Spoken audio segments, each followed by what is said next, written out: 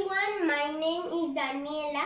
Today I'm going to tell you what's in my fridge.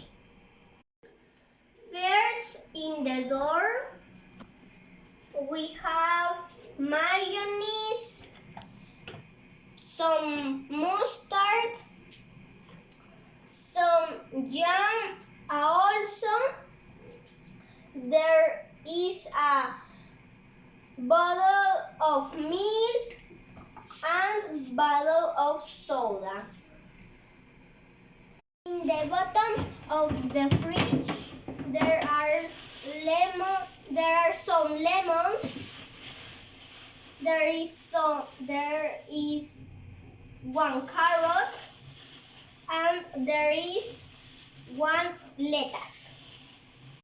In the top of the fridge, there is some butter, and there are some hot dogs.